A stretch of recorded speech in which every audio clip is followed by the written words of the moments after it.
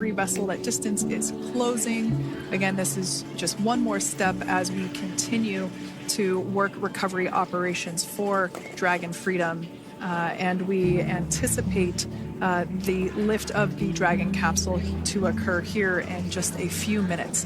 Now, once all of the rigging is on the capsule and it's hooked up to the recovery vessel, we will see the hydraulic arm, which is that kind of like bridge-like structure there at the aft end of the recovery vessel. We'll see that articulate backwards, and that's a good sign that we're getting even closer to pulling the capsule out of the water. It will then move forward, and the capsule will be placed inside of what you can see there is basically a basket. We call it the nest, Dragon nest, where that's where the capsule will be placed in order for it to be translated to the forward end of the vessel and for the astronauts to egress.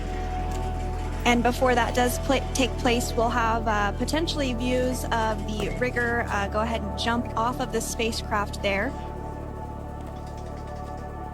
That typically occurs when the spacecraft is a little bit closer to the recovery vessel, and we usually get a really good view of that particular operation from one of the onboard cameras from the recovery vessel.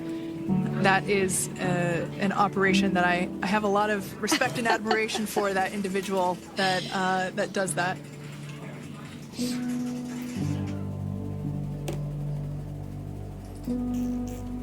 So again, Dragon continuing to get closer and closer to the recovery vessel, Megan.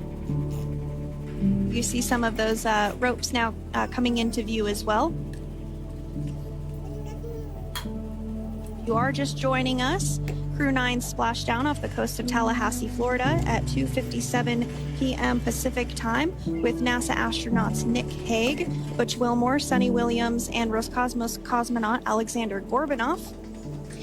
They're now working through procedures to hoist this spacecraft up onto the recovery vessel Megan. We just saw that hydraulic arm get lowered into the lifting position.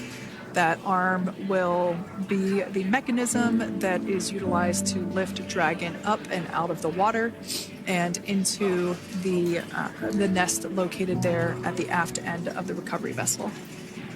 And the recovery vessel being used today is, as we mentioned multiple times, is named Megan, but that's actually after NASA astronaut Megan McArthur, who flew on Crew 2 a couple of years ago.